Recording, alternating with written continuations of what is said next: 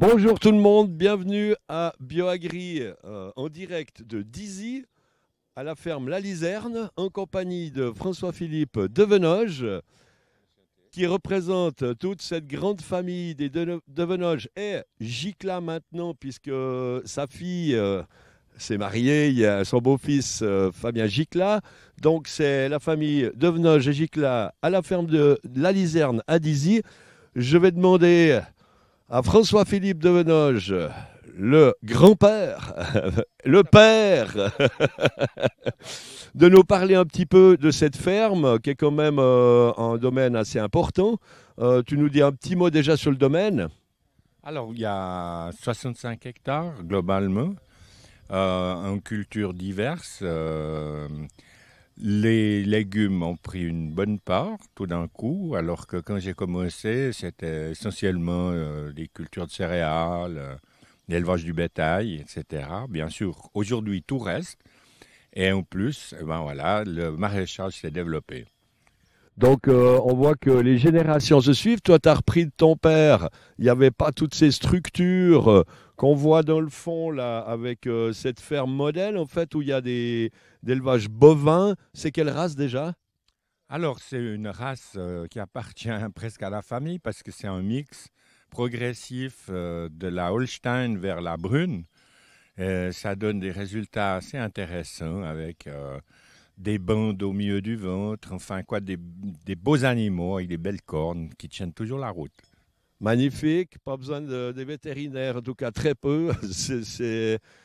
Pour ceux qui disent qu'il y a besoin d'antibiotiques, eh ben, c'est surtout sur la race qu'il faut travailler pour avoir des vaches résistantes qui peuvent aller à plusieurs fins, comme on dit. Douces entre elles, qu'elles se respectent. Il suffit d'une qui commence à taper et ça devient un peu difficile à vivre. Mais voilà, on les calme, on leur parle, on les caresse et puis on peut s'arranger avec. Donc j'ai repris là il y a 50 ans en arrière, quoi, quand mon père m'a demandé si ça m'intéressait, parce que j'étais architecte paysagiste à l'époque. J'ai fait l'école d'horticulture à Châtelaine, Genève, l'ancêtre de Lullier. J'ai dit, ben ok, mais on avait la ferme dans le village, comme tout village vaudois avec ses paysans. Et puis, il fallait penser à l'avenir. Donc, d'un commun accord, on a décidé de sortir du village et on a pu construire cette belle histoire, une ferme magnifique qui est totalement opérationnelle aujourd'hui. Donc, ce qui a permis en fait de remettre un domaine qui tournait à tes enfants. Tes enfants, bah, du coup, vu que ça s'était posé, ils ont pu en parallèle développer des projets qui leur tenaient à cœur. Je sais que ta fille Alice, passionnée de chèvres, avait envie de faire du fromage depuis longtemps. Ton fils, passionné de légumes, avait envie de faire du maraîchage et des plantons. La transition s'est faite comment? Alors, très, très simplement, l'intérêt qu'ils avaient, autant l'un que l'autre, de gérer ces espaces, ont fait qu'ils sont rentrés dedans. L'un comme l'autre ont des papiers reconnus par la Confédération, ce qui est nécessaire aujourd'hui. Donc, Alice a fait une école en biodynamie à Aubernais en France, un diplôme français reconnu en Suisse, c'est parfait. Et François, il a fait l'école d'horticulture à Lullier, donc il est dans la parfaite ligne de la recherche de connaissances globales pour gérer un bel espace. Magnifique. Donc là, on voit autour de nous plein de plantons. On voit une petite serre là. On voit plein de gens qui sont en train de faire leurs achats. C'est pour ça aussi que François et Alice sont pas là. Il faut être un petit peu partout. C'est les 2 week-ends, 3 week-ends qui maintenant, le week-end prochain, le week-end d'après, où il faut vendre les plantons un petit peu partout. C'est là que on récolte le fruit de notre travail. Donc maintenant, tu nous parles un petit peu justement de ces plantons. Il y en a combien? Ça se passe comment? Qu'est-ce qui vous plaît de faire? Ou qu'est-ce qui plaît le plus à François? Là, il y a plus de 10 000 plantons, il y a plus de 50 variétés de tomates différentes, par exemple. Eh ben, l'amour de... Voilà, c'est le plus aujourd'hui d'avoir pu, disons, surtout d'avoir eu envie de manger des tomates, des melons, enfin d'avoir un tunnel, ça fait longtemps qu'on l'a. Et puis, au fur et à mesure qu'on apprécie les choses, on les développe. Et autant Alice que François ont développé leur goût au-delà de ce que j'ai pu faire. Heureusement qu'ils sont là parce qu'on peut se démultiplier, faire plaisir à beaucoup plus de monde. Je vois aussi qu'il y a plein de monde qui donne un coup de main pour encaisser, pour conseiller. Combien il y a de personnes qui travaillent sur cette ferme, en fait? Alors, des permanents, disons qu'on peut compter 5, voire 6. Et puis, il y a tout un petit troupeau de personnes qui viennent du service civil, qui viennent du voyage. Il y a des woofers. Enfin, c'est une petite communauté. Tous les jours, on est une flopée à table, on dira. Donc ça, on va se déplacer un petit peu pour aller voir la serre gentiment. Euh, que tu dis, on a une flopée à table, donc c'est toute une infrastructure. Puis vous accueillez justement ces woofers, vous avez des endroits pour les loger. Comment vous faites tout ça? C'est aussi une autre chose qu'on a développée, c'est le gîte. On a un gîte rural. J'ai eu la chance de pouvoir racheter l'ancien bistrot du village. Et les appartements du tenancier ont été transformés pour faire des chambres et faire de l'accueil. On a pas mal de place dans le village pour pouvoir loger beaucoup de monde. Si on veut venir dormir ici, viens, accompagne-moi devant la serre. On va aller là, comme ça on pourra faire un petit plan intérieur.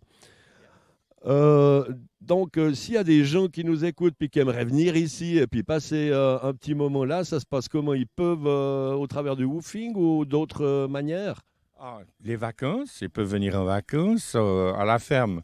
Comme j'étais cavalier dragon à l'époque, on a des chevaux, on a des box, on peut dormir sur la paille. Dans le village, c'est des logements, des chambres un peu anciennes parce qu'on a peu modifié l'ancien bistrot. Donc, un petit charme exotique local. Et on peut même venir avec son camping-car. On a des espaces dans la forêt, des espaces dans les champs. Et puis derrière la maison, quoi, l'accueil, c'est aussi une vocation. Comme produire des plantons, c'est faire plein de petits-enfants. Accueillir les gens, c'est faire plein de petits-enfants heureux. Alors, magnifique, tu vas nous parler alors un petit peu de... Donc, on a les plantons, ça c'est une première étape, comme on dit.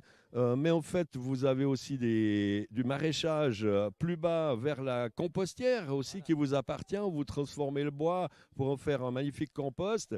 Et puis là-bas, vous avez combien de surface et comment vous travaillez en fait vos légumes, comment vous les vendez aussi après, mais comment vous les travaillez déjà?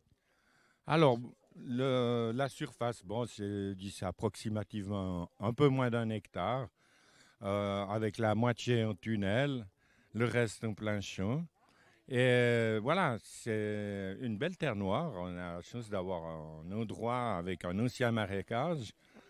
Et la terre est plutôt riche et nous permet de rêver les légumes et puis de les produire comme dans notre rêve. Ben, c'est magnifique. Et puis, je sais que François, il aime bien quand même aussi la permaculture. Il a aussi des projets là-dessus ou bien? Alors, on a un grand jardin de permaculture qui s'appelle la Motte qui botte. La Motte qui botte, qui est ouvert à un petit club d'intéressés à faire eux-mêmes leurs légumes. Donc, on a ça le long de la compostière, qui est la compostière de la Venoge, bien sûr, pour la région. Donc, il y a des gens qui viennent, mais c'est des gens qui travaillent ici, avec qui vous avez donné un espace pour partager ce développement un peu permacole, ou bien comment ça se passe? C'est des copains? Voilà, c'est parti avec des copains qui venaient travailler là. Et puis, on a fait à une époque, au tout début de la permaculture, il s'est organisé avec Biovo et l'État un cours de permaculture. Et puis, ça a intéressé pas mal de monde, ce qui fait qu'on a développé ce coin. Il y a peut-être 800 mètres carrés, quasi 1000 en permaculture. Puis c'est parti, quoi. C'est des gens qui habitent Cossonay, la Sarraz, la ville, qui viennent chez nous, à la campagne, pour salir les mains. Ça, c'est beau. Alors, c'est salir les mains avec de la bonne terre plutôt que des produits antiseptiques qu'on commence à avoir depuis 2 ans tous sur nos tables. Donc, qu'est-ce que tu peux nous dire aussi au niveau ce que ça représente, je dirais, dans le rendement, le revenu en fait d'une ferme maintenant, le maraîchage, les plantons, la vente directe, parce que vous développez effectivement de toute façon la vente directe. Donc, c'était quelque chose qui n'existait pas il n'y a pas longtemps dans votre ferme, dans votre domaine. Maintenant, c'est là. Ça représente gentiment de plus en plus. Que ça représente quoi financièrement pour vous comme apport? Vu que c'est plus moi qui gère, je ne suis pas dans leur compte, hein, j'ai aucune idée, mais je pense que ça commence à prendre une part très très intéressante, alors qu'au début, on se cultivait tout ça pour nous, pour notre table. Aujourd'hui, ben, c'est assez large pour nourrir vraiment beaucoup de monde. Donc, c'est trop parfait de pouvoir partager tout ça, quoi, mais je ne pourrais pas te dire un chiffre. Je sais que ça fait déjà maintenant une dizaine d'années que vous partagez, quoi, vous mettez aussi vos légumes dans les paniers de proximité, donc avec le panier des Trois Vallons et aussi des fois en collaboration avec Bavois pour les paniers terre ferme d'Yverdon. Donc ça représente déjà depuis une dizaine d'années un engagement important. Ouais, c'est fantastique, quoi. Depuis la reprise, voilà, la chance qu'on a, c'est d'avoir une magnifique équipe avec Biovo, enfin les organisations bio régionales. Et tout le monde a des idées, tout le monde a une super dynamique. Et voilà, semez et vous récolterez, c'est trop parfait. Alors, comment tu t'appelles? Je m'appelle Louve. Toi, tu t'appelles Louve. On te voit de dos, on va te voir de devant. T'es la fille, la petite fille de François Philippe. Voilà. Oui, Tu aimes bien les plantons et le maraîchage? oui, j'aime bien les tomates. T'aimes bien les tomates. Je ne suis pas tout seul. Qu'est-ce que t'aimes d'autre? Bah, j'aime bien aussi aider maman et tonton et ceux qui font la sauce tomate. Voilà, donc tu participes aussi à transformer les produits de la ferme parce qu'on ne vend pas seulement les produits, mais aussi on les transforme pour les valoriser et ça fait un apport un peu plus intéressant aussi. Et puis ça permet surtout aussi d'utiliser les légumes quelquefois ou les fruits qu'on ne peut pas vendre comme ça sur l'étal, mais qui vont très bien pour faire en fait des confitures, des pestos, Oui. Mais oui, quoi, faut amener le soleil. magnifique. Bien, je ne sais pas combien de temps il nous reste. Ok, donc moi je propose qu'on regarde un peu plus près ces plantons aussi, puis qu'on parle un petit peu du travail de ces légumes, comment on les prépare, co- comment on va les cultiver maintenant quand quelqu'un achète un planton, qu'est-ce qu'il doit faire avec en fait? Alors, c'est pas trop compliqué. Il s'est cultivé dans la terre. Il y a des petits pots. Enlever le petit pot, surtout pas oublier d'enlever le petit pot. Creuser un trou dans un sol préparé à la culture. Planter, ça veut dire serrer la motte. Hein, on revient à la motte qui botte. Alors, Est-ce qu'on casse un petit peu la motte avant de planter pour libérer un peu les racines? Qu'est-ce qu'on fait? voilà, ben, quand on sort la motte du pot, on la tient dans la main et puis on peut l'effriter un tout petit peu. Tout dépend du chevelu, on dira, parce qu'un planton qui est resté longtemps dans son pot, il a développé un chevelu autour de la motte. Donc on peut enlever un peu ce chevelu pour mettre dans la terre. Ça libère et ça dynamise le planton qui va devoir reprendre rapidement, quoi. Et donc, l'arrosage est important. Pour un plant de tomates, par exemple, je vois, on a déjà des petits départs aux aisselles. Là, on va le planter relativement assez profond pour que la motte ne sorte pas, j'imagine. Oui, alors il faut que le collet c'est l'endroit où la verdure, la tige, rentre dans la terre du pot. Donc il faut mettre la motte au niveau du sol, ni trop bas, ni trop haut. Surtout pas trop haut, ça ne sert à rien. Mais trop profond, c'est pas terrible non plus. Donc restez à niveau. Rester à niveau. Bon, j'ai eu mis des plantons qui étaient beaucoup trop grands parce que des fois, on n'a pas le temps de les mettre. Ils restent et puis ils poussent, ils poussent, ils poussent. Je les ai mis jusqu'à la moitié. J'ai tout enterré. Puis en fait, ça a très bien été quand même parce que la tomate, c'est une solanacée. Et puis, elle peut développer plein de petits, en fait, de petites racines sur sa tige. C'est des particularités de cette plante. Voilà. Si c'est trop long, Si c'est trop long, on pince. on peut passer, puis ça fait développer les petits bourgeons qui sont à l'aisselle des feuilles. Voilà. Là, on va redémarrer avec elle. Si c'est trop haut, Absolument, ça va faire des branches de chaque côté. Pince au milieu, après tu as 4 branches qui partent. Et puis après, il suffit, une fois que c'est assez haut, mettre un tuteur, un piquet, ou suspendre un fil au-dessus si on a la chance d'avoir un petit tunnel. voilà, donc le système qu'on voit dans les tunnels où ça grimpe, grimpe, grimpe, puis c'est une seule tige et puis on enlève tout le temps les aisselles, c'est pas la meilleure solution, c'est une solution, c'est quoi? C'est une solution, il y a de multiples solutions pour cultiver, puis chacun fait à sa façon. On peut développer aussi 2 branches, une à gauche, une à droite, qui après on entretient comme si c'était chaque fois une plante, mais c'est le même pied. Donc voilà, on fait ça avec les melons, on fait ça avec tout ce qu'on cultive. Les plantes, c'est ça. Donc, Si on nous coupe la tête, on ne va pas se démultiplier les bras. Par contre, chez les plantes, si on coupe la tête, on peut se démultiplier les bras. donc pour les melons, donc les courges, toutes les cucurbitacées, faut pas juste les planter puis les laisser aller. Il faut quand même s'en occuper, suivre. Qu'est-ce qu'il faut faire avec si on veut avoir des belles courges ou alors plein de petites courges? Quelles sont les variantes? Alors, la courge, on la cultive en pleine terre, on la laisse traîner sur le sol.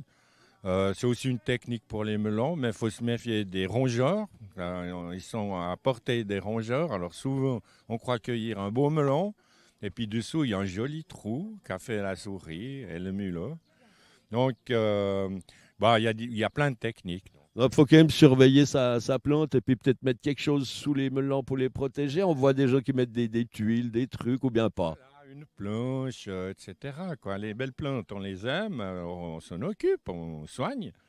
On soigne les belles plantes à Dizy. C'est magnifique.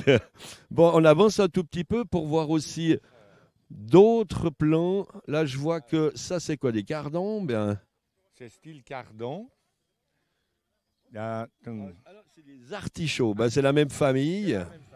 exactement. L'artichaut, tu vas le cultiver comment? La même chose. C'est annuel, c'est bisannuel? Ah, c'est annuel.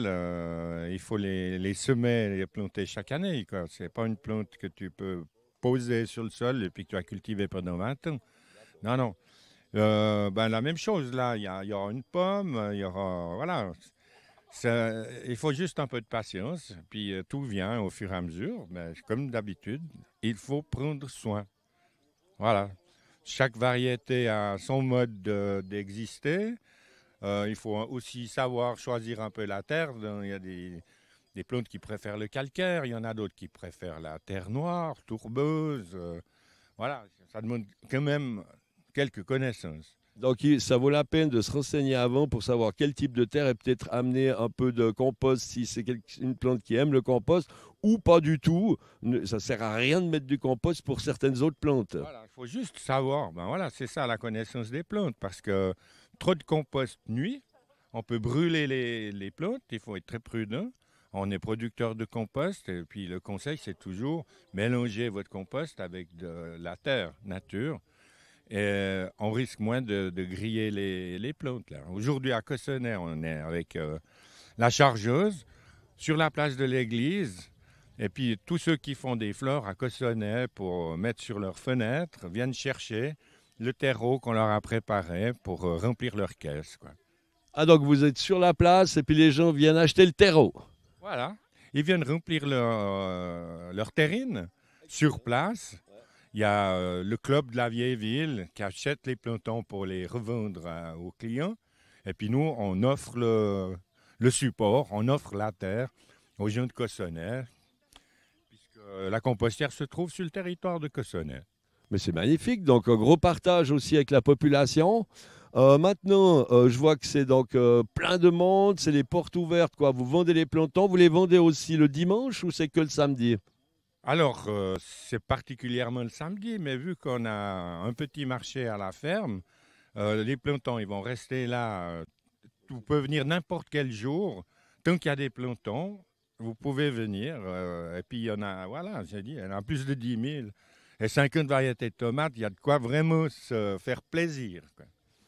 Alors donc, vous pouvez venir à Dizy chaque année, en tout cas tout le mois de mai, il y a des plantons, puis vous venez n'importe quel jour de la semaine, il y a toujours du monde, comme je vous l'ai dit, il y a plein de gens qui travaillent ici.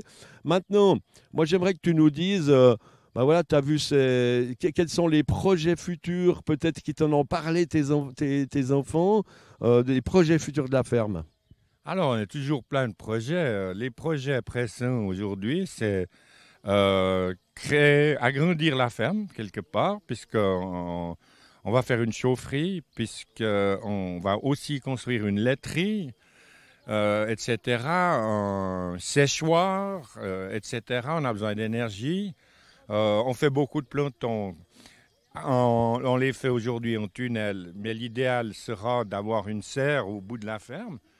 On ne peut pas chauffer une serre en bio, mais pour les plantons, on peut tout maintenir hors gel, donc garder quand même une certaine bonne température. Et puis, asseoir encore mieux ce développement. Donc, on aura pas mal de plantes à sécher. On cultive de la CBD depuis longtemps. Et la ferme, voilà, il y a de la place dedans. On va occuper, on va densifier, si on veut, les espaces. On a aussi le projet de doubler le solaire qu'on a dessus pour produire notre propre énergie. Donc, il y a déjà, je ne sais plus combien de mètres carrés, 800, 900 mètres carrés de solaire. Puis l'énergie chaleur, parce qu'on a des forêts aussi à gérer. Donc, si on veut que les forêts vivent, on peut aller travailler dedans et puis avoir de l'énergie renouvelable, ce que tout le monde souhaite pour limiter, s'arranger avec cette histoire de climat. Donc là, tu me parles de tout plein de choses. Donc c'est hyper diversifié sur la ferme.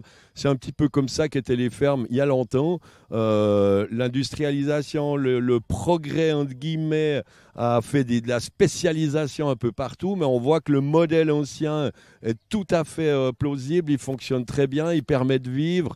Il permet d'avoir aussi le plaisir de faire plein de choses différentes et pas tout le temps la même chose. La diversification aussi pour l'énergie avec ses propres forêts, etc. Donc c'est clair que c'est pas tout le monde qui peut maintenant, au jour d'aujourd'hui, acheter un domaine ou se lancer, mais c'est magnifique de voir que au moins il faut protéger les structures familiales qui existent encore, et puis pas que ça devienne des trop grandes fermes où on perd en fait toute cette âme qui permet aussi de transmettre cette qualité de vie et de travail. Bah oui, c'est la base de la démocratie, quelque part. Moi, on est paysan. Paysan, ça veut dire paysan, paysano. Et quand on peut apporter la liberté et l'indépendance, en cultivant comme on cultive, puisqu'on ne dépend pas de Ciba-Geigy pour se faire une piqûre dans le bras. On travaille avec la terre, la connaître, la sentir, la humer, marcher dedans, dessus, la sentir. C'est ça qui fait la vie du sol. C'est le respect de cette terre qui permet un sol riche, vivant, ça permet à l'eau de s'écouler dessous où on en a besoin, dans les nappes, etc. etc. quoi. Donc, je vois bien. Donc, pour toi, comment tu verrais le futur? Maintenant, là, tu as parlé de la ferme, mais le futur du monde, de la Suisse déjà, et puis aussi du monde entier, qu'est-ce que tu espères comme futur? Dans quel sens on va aller pour pouvoir permettre de transmettre à nos enfants quelque chose de viable où ils peuvent être heureux? Comment tu espères peut-être le futur de l'agriculture pour qu'elle aille dans le bon sens? Voilà, là, la ferme, elle a 40 ans. On l'a construite pour que les vaches puissent entrer et sortir en liberté.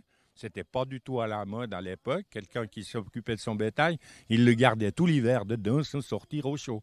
Donc ici, l'idéal, c'est la liberté. Il faut bouger pour pouvoir progresser, vivre, se sentir bien dans sa peau. Et Le citadin, comment tu espères l'évolution pour eux? qu'on puisse continuer à élever du bétail avec amour, même si on les mange après, car démonstration est là, la vie des plantes, les plantes sont vivantes aussi, on les mange aussi. Il n'y a pas d'être vivant qui n'existe sans avoir mangé ou détruit une vie à côté, quoi.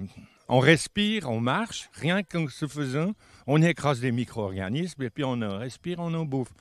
Donc, une harmonie, une production sans pression, avec, amour, ça, on ne va pas le dire 50 fois, mais il faut ça pour bien faire les choses. Et si on peut démultiplier ces surfaces cultivées dans le respect de la vie, eh bien, ça sera merveilleux entre la production solaire qui donne de l'énergie, etc. Donc, je te remercie beaucoup. Donc, c'est c'est plein d'amour et d'espoir qu'il faut, et puis surtout prendre conscience de ce qu'on a vraiment, pas essayer de dire ça c'est bien, pas bien, mais vraiment, il n'y a qu'à regarder. Effectivement, on écrase tous les jours, donc faisons attention à ce qu'on fait, réfléchissons. Et puis maintenant, on va passer la parole à Claire Muller, qui est avec Urs Kfeller sur le plateau à Moudon. À tout bientôt.